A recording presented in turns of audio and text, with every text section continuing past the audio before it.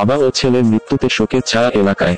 জানা গেছে, রামপুরহাটে ভোর ৩টের সময় ডাম্পার ও চায়না ভ্যানের মুখোমুখি সংঘর্ষ হয়। ঘটনায় 2 জন নিহত হয় ও 3 জন আহত হয়। আহতদেরকে রামপুরহাট হাসপাতালে ভর্তি করা হয়। স্থানীয় সূত্রে জানা যায়, এদিন ভোরে রামপুরহাট স্টেশন থেকে চায়না ভ্যানে করে তারা বাড়ি ফিরছিলেন, আর ঠিক তখনই ডাম্পার এসে ধাক্কা মারে ওই চায়না ভ্যানটিকে। জানা গেছে, মৃত 2 জন ব্যক্তি বাবা ও ছেলে ছিলেন। মৃত ছেলের নাম সুরজ শেখ এবং বাবা ঈদল শেখ। মৃত সুরজ শেখ মুম্বাইয়ে কাজ করত। চায়না ভ্যানের সকল যাত্রীদের বাড়ি মারগামে বলে জানা গেছে। সৌগত মণ্ডলের রিপোর্ট, দর্পণ টিভি, রামপুরহাট।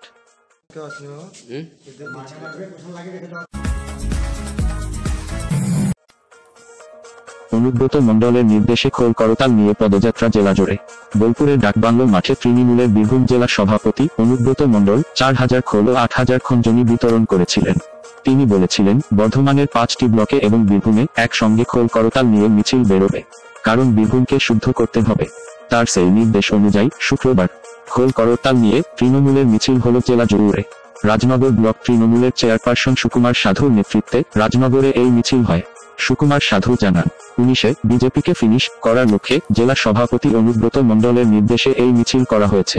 অপরদিকে রামপুরহাট শহর তৃণমূল কংগ্রেসের উদ্যোগে রামপুরহাট 1 নম্বর ব্লকের 9টি গ্রাম পঞ্চায়েতের কর্মী সমর্থকেরা এই মিছিলে অংশ নেন। মল্লারপুরেও তৃণমূল কর্মী সমর্থকেরা হরি নাম সংকীর্তনে মেতে ওঠেন। এদিন সারা জেলাবাসী কীর্তন গানে মাতোয়ারা হয়ে পড়ে। সৌগত মণ্ডল ও পীযূষ মণ্ডলের রিপোর্ট, দর্পণ টিভি, বীরভূম।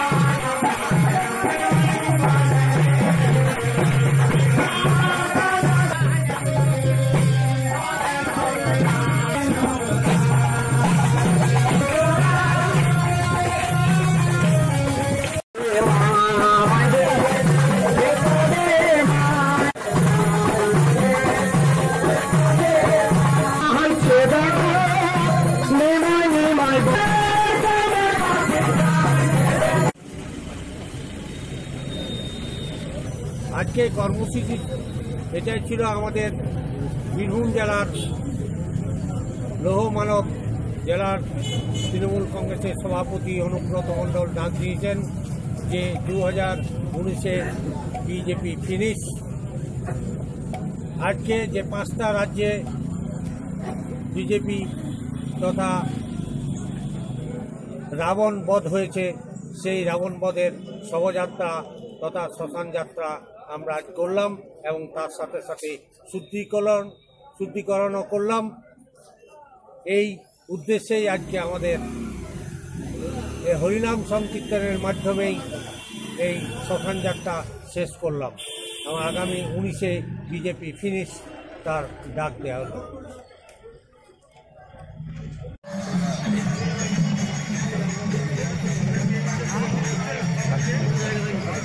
আরো পিছা পিছা ওই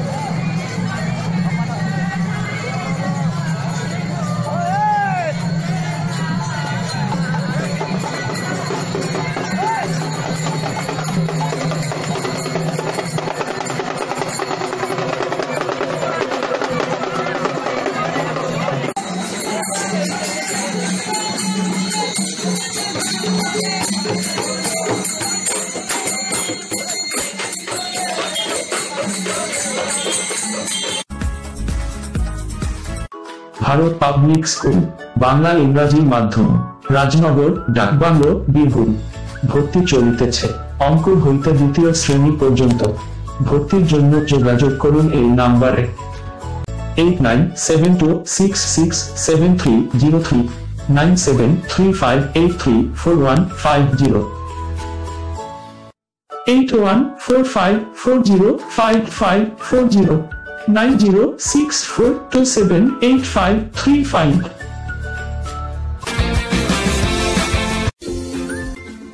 Borsha Dyeing and Printing, এখানে তসর সিল্কের উপর ডাই ও হ্যান্ড প্রিন্ট করা হয়। তাঁতিপাড়া, বীরভূম।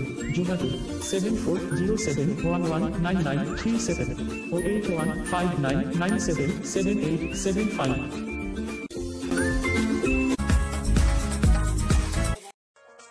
3 বছর ধরে কর্মী আসেন না অঙ্গনওয়াড়ি কেন্দ্রে। ময়ূরেশ্বর থানার কাশীপুর গ্রামের অঙ্গনওয়াড়ি কেন্দ্রটি নির্মাণ হয়েছে আজ থেকে 3 বছর আগে। স্থানীয়দের অভিযোগ, সূচনা লগ্ন থেকেই কর্মী আসেন না কেন্দ্রে। গ্রামের শিশুরা মাঠ পেরিয়ে পাশের গ্রামে যায় পড়াশোনা করতে। এই কেন্দ্রটি বন্ধ হয়ে থাকায় কাশীপুরের কেন্দ্রটির চারপাশ আগাছায় ভর্তি হয়ে উঠেছে। ময়ূরেশ্বর 2 নং সমষ্টি উন্নয়ন আধিকারিক জানিয়েছেন, বিষয়টি দেখা হবে। পীযূষ মণ্ডলের রিপোর্ট, দর্পণ টিভি, ময়ূরেশ্বর।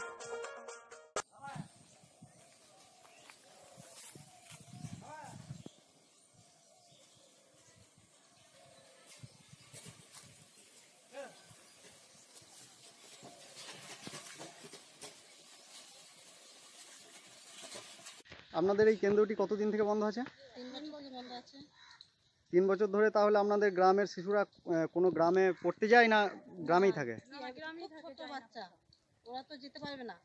আচ্ছা, তাহলে খাবার দাবার আপনারা পান না? পাই না আমরা। এর আগে কোথাও এই ব্যাপারে আপনারা কথা বলেছেন? হ্যাঁ বলেছি, কিন্তু আসতে অস্বীকার করেছে লোহারানি। লোহারানী মুর্মু, উনি এই গ্রামের দিদিমণি নাকি? হ্যাঁ। ওনার সঙ্গে কথা বলেছেন? হ্যাঁ, কথা বলা হয়েছে। উনি কি বলেছেন? উনি বলেছে আমি মরে গেলে ওখানে যাব না। আচ্ছা, আপনার নাম? আমার নাম 3 দিনের কর্মশালা অনুষ্ঠিত হলো নাবার্ডে মোল্লারপুরে। গতবার থেকে 14 ডিসেম্বর নাবার্ডের উদ্যোগে জেলার বিভিন্ন স্বেচ্ছাসেবী সংস্থা, প্রডিউসার অর্গানাইজেশন প্রতিনিধিদের নিয়ে 3 দিনের কর্মশালা আয়োজন করে মোল্লারপুর নৈশুভা ট্রেনিং সেন্টারে।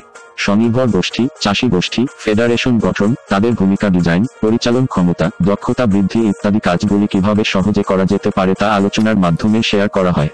প্রশিক্ষণের পাশাপাশি হাতে নাতে শেখানোর জন্য ও সরাসরি ওই সমস্ত গ্রুপ, ক্লাব, ব্যাংক, সমবায় ইত্যাদি ভিজিট করানো হয়।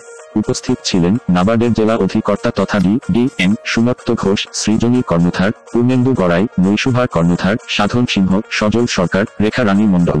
অতিথি হিসাবে ছিলেন অসীম কুমার পাল, বৈদ্যনাথ সরকার, উৎপল ভট্টাচার্য, ভবানী চক্রবর্তী।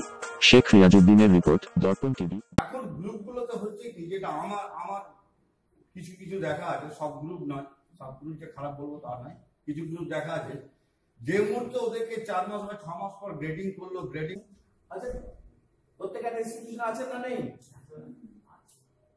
আচ্ছা ভাই, আপনি একটা ব্যক্তি আপনার নির্দিষ্ট চাওয়া পাওয়া আছে না? বিশাল 3 দিনের প্রোগ্রাম সম্পর্কে আজ 3 দিনের ধরে করা হচ্ছিল এনজিওদের জেএলজিপিআই, মানে জেএলজি প্রমোশনের জন্য, এসএইচজি প্রমোশনের জন্য, প্লাস যারা ব্যাংকিং করেসপন্ডেন্ট হিসেবে কাজ করে তাদের কর্মধারায় উন্নতি এবং গ্রাম স্তরে যাতে এসএইচজি ঠিকঠাক পরিচালিত হয় এবং জেএলজির একটা প্রভাব বিস্তার করে। কারণ কৃষিহীন চাষিরা যারা কেসিসি পাচ্ছে না তাদের কাছে যাতে কেসিসি পৌঁছে দেওয়া যায়, যাতে জেএলজি বাড়ানো যায়, তার উপরে একটা অনুষ্ঠান কর্মশালা আয়োজন করা হলো। এই কর্মশালাতে প্র্যাকটিক্যাল ট্রেনিং, মানে থিওরিটিক্যাল ক্লাসরুম ট্রেনিংয়ের সাথে তাদেরকে এক্সপোজার ভিজিটেও দেখিয়ে দেওয়া হলো কীভাবে জেএলজি কাজ করে, কিভাবে বিভিন্ন জায়গায় এসএইচজি ফাংশন করে, কি ব্যাংকিং করেসপন্ডেন্ট।